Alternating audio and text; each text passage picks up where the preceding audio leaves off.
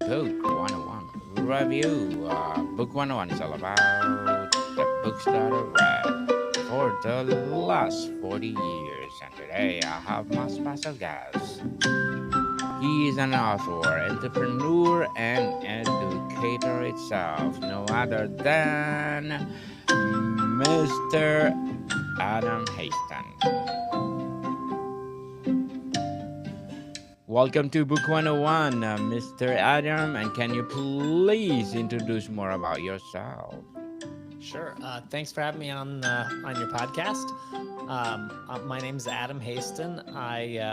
I've done a whole diverse variety of things. I feel like I've led a very unconventional path to success, and basically from my life story, it's created the book. That's basically how it's come to be.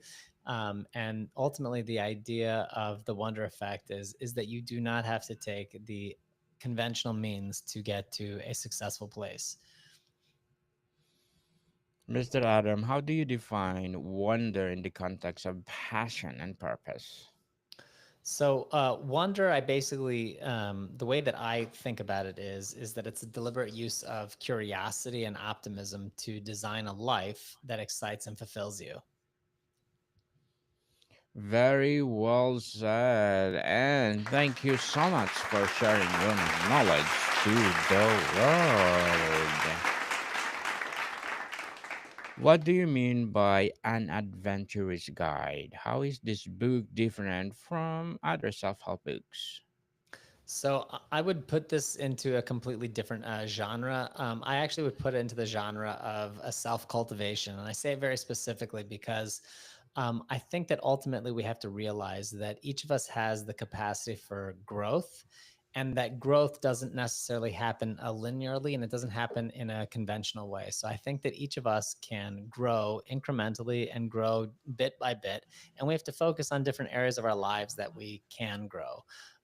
So that's in general how I think about it. But ultimately, I think that everybody can have a path to success, and not every definition of success is financial. So I think there's lots of different areas that we can focus on as far as our own lives. Indeed, we have a different meaning of success. What was the moment in your life that made you realize the importance of pursuing your calling? So I wouldn't necessarily say for myself that there's a specific point in time where the idea of a calling comes to be. I think that in every moment we have a calling that's calling to us. So there's an expression that I have towards the end of the book where it says that when you see what needs to be fixed and how to fix it, then you've found a piece of the world that God has left for you to complete. And it's a quote from the Lubavitcher Rebbe, who's a mentor of mine and has had a huge impact on my life. And I think at different moments in our lives, we can realize that there are different things that have to be fixed. So the idea that we have something greater calling out to us to fix something and to make the world just a little bit better place than it has been until we've been here, that itself is a calling. Different people are called on to fix that world in different ways. Some people might be interested in business. Some people might be interested in nonprofits. Some people might be interested in teaching, and some people might be interested in any other level of careers. The One of the things that defines a calling, the word vocation is actually from the original Latin, which means a calling. So it used to be that people looked at their jobs as something that provided fulfillment and meaning. I'm not sure if that's the case anymore for many people, and I think that ultimately we have to use like it says in the book, the wonder effect. We have to use wonder to question what the underlying purpose of why we're here and what it is that we can do and be even greater than we've Mr. Adam, how that. does how does someone start discovering their true passion if they feel stuck or uninspired?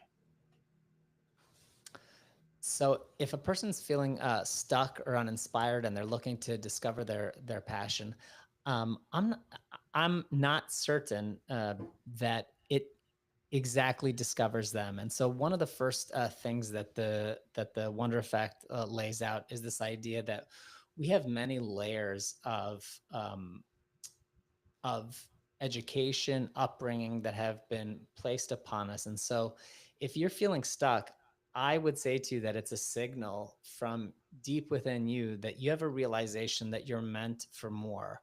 So the idea that you're feeling stuck actually should indicate to you that, and it should be a positive thing, that you should realize, you know what, if you're not feeling good about your present state, it's because you want more. And so what you need to do is peel back those layers, those things that have been superimposed on you. And you have to really come to the point, like it says in chapter 2 of the book, that you have to get to know yourself more and better, because once you've peeled back those layers and you start to get to know yourself, you're going to have a sense of tension between where you are right now and where you might want to be. So the idea of figuring out where you want to be, that's part of that exciting process, that adventurous process. Indeed, I want more. Mr. Adam, what role does curiosity play in uncovering our purpose? So curiosity is the very fuel that drives us towards figuring out all of those questions. I think that there's a saying from Neil Armstrong, which is mystery creates wonder, and wonder is the basis for man's desire to understand. So ultimately, your curiosity is the driver to figure out and to solve this puzzle, which is your personal life. So curiosity is the engine that will drive you to figure out the answers to these questions. And this is ultimately why you have to have, again, like it says in, I think it's chapter 3 or 4, that you have to have a adventurous disposition to yourself, because your curiosity is going to drive you to want to figure out things, and that figuring out things, and if you're going to pursue that, you're going to have a sense of adventure and a sense of being driven for something more. Interesting indeed. Mr. Adam, what are some common obstacles people face when trying to follow their calling, and how can they overcome them? So a lot of the I'll tell you a very simple obstacle will be it could be something that I would say would be expert advice or expert groupthink. And basically, I'd say all too often people are following experts blind without actually asking the question whether or not the advice applies to them.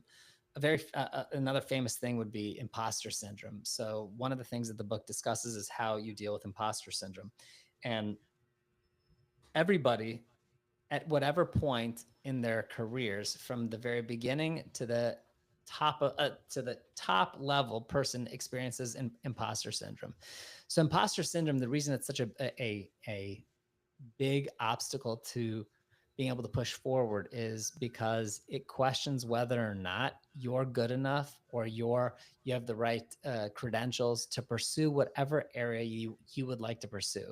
So there's a story in the book that talks about this idea of a person who, when he was going to win the Nobel Prize, subsequent to having won the Nobel Prize, a person interviewed him and asked him, "Did you ever have imposter syndrome?" And he said, when he went up to the book to sign his name in the book that uh, Nobel physicists write their name in the book, he's looking through the signatures in the book, and one of the signatures is for Albert Einstein, and he says, I felt like I was basically an imposter. I'm no Albert Einstein. I'm not as smart, or I'm not as much of a genius as he was. So how can I be placing my name in that book?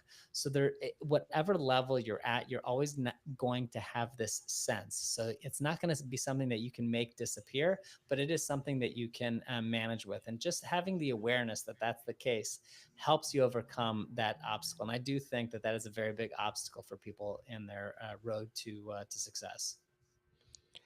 Mr. Adam, what are the practical steps or exercises do you offer in the book to help readers take action? Can you repeat the question one more time? What practical steps or exercises do you offer in the book to help readers take action? Sure. So you first have to take an inventory of your beliefs, because one of the things that we say in there is that the beliefs are the number one thing that you have to first inventory, because basically, if you are trying to move forward in anything, you might not even be aware of the subtle inferences or the subtle things that your mind is telling you for why you can or can't do something.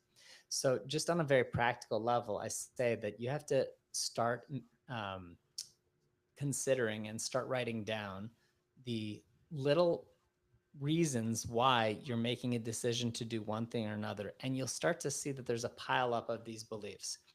Another idea is how you can basically hijack yourself.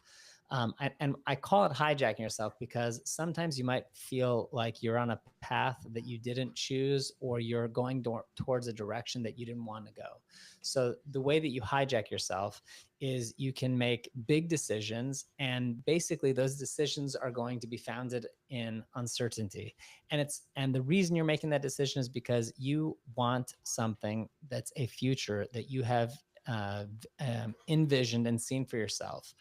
And so when you make that decision, and you have that vision forward, you're going to force yourself to take the next steps to get yourself all that much more closer towards that end goal, that end vision that you have. So there are several things that the book lays out for how you can actually accomplish all these things. Very well said, Mr. Adam. Beautifully articulated. What's one myth about passion or purpose you aim to debunk in the book? Um, that's a good question. What's one thing that I would want to debunk about passion or purpose? Yes, Is that the indeed. question? Yes, sir. I would probably say that one thing, it's a good quote from somebody that I respect. His name's Hal Elrod, and he says that my past does not equal my future, and that where you go depends entirely on who you choose to be from this moment on. So it sort of coincides with another person that I also respect, which is Benjamin Hardy, who says that if you want a different life, you have to become a different person. So I would say that basically when you're looking at where you're going, or what your future is going to be, or what your mission is, or what your purpose is, you might be thinking about it based on all of the current circumstances for which you find yourself. And you might not have the imagination enough to actually open up and think about where you can actually go. So I think that those limitations that you've placed upon yourself are limiting where you think that your actual purpose is, or where it could be. So I would say like that would be one of the biggest things that I would want to debunk in general about calling, about mission, about purposes, is that you might just simply be extrapolating or concluding based on your current present place, where you currently are, what is actually possible for you. And I think that that's a huge mistake that people make, and I think that it's a needless waste of human potential. How important is failure in the journey toward purpose and passion? So failure is one of these things that I repeatedly discuss in the book, The Wonder Effect. And basically, I know this sounds funny, but we've all been failing our entire lives. And I think that there's a mistaken way that people are looking at failure. And just again, the simplest example is from the moment you're a child, you're failing. You weren't born and with the capacity to walk. It required failure after failure after failure. Some people might call it failing, but there's a very famous quote from Nelson Mandela in the book, which says, "I never lose. I either win or learn." And so the idea is that failure ultimately is a feedback loop. It's telling you where you can fix things, where you can improve, and where you can grow. So one of my um, I would say one of my pet peeves about education in general is that, you know, I've had this both as a child and both as a parent, where teachers will talk about the grades that your kids got in school, and they're using grades as a way to assess you, as opposed to using it as a tool to be able to dial in and to help you learn the part that you're lacking. So if you got a 50% or 60% on a test, people will say, "Oh, you failed," as opposed to saying you've learned 50 to 60% of what you needed to learn for this particular course of learning. We have to, and if the tests were set up correctly, they would be able to tell you the 40% that you need to go over or review, so that you can actually fill in the blanks. And ultimately, I would say to you, that's what failure is about. Failure is about a feedback loop telling you what it is that you need to learn. And in order to learn and in order to grow, you need to fail. It's just the way life is. Fortunately or unfortunately, it's part of the pain of learning, and it's why you have to be adventurous and curious and have wonder. Indeed, people don't afraid to commit failure because failure make you not perfect but better in the future. What advice would you give to someone who feels like it's too late to pursue their dream? Um, So there's so many different things that we could talk about, um, but uh, but one of the things in the wonder effect is this. There's several examples. I'm thinking of one person whose name was Professor Randy Pausch, and basically his story came about where he was a professor in Pennsylvania, and he was diagnosed with a untreatable illness, and basically in he did not have a long time to live. And in that moment he made a decision, and he gave what he called the last lecture, which was the very last lecture of his life that became a book, and etc. So you know, he at that point in time, he didn't have a lot of time left. What else could he do? But he realized he wanted to double down and provide meaning and provide value and speak to the greatest things in life. And he was quite young. There's another famous person that I speak about in the book, which is Viktor Frankl. Viktor Frankl survived the Holocaust and didn't write his book until he was probably in his older years. And even at that time, this is what he worked on at a much later time. So basically, at any time of your life, you can ask the question of what you're being called on to do, and what is the next steps that you can go towards and what you can grow in. So it's never too late Yes, ultimately. never too late, people. Go, go, go. Stop procrastinating and share your talents to the world. What kind of feedback have you received from readers who applied your message to their lives? So I have several different people that have responded, and basically one of the quotes, which I'll paraphrase, is that they said that it's like water in a desert. They were so grateful to be able to have a very practical guide to be able to pursue their own success. One of the things that drove me to write The Wonder Effect is that I feel like in the genre that we started out this podcast with was this idea of self-help. And I feel like it gets a bad name in the sense that it basically tells people you can do anything.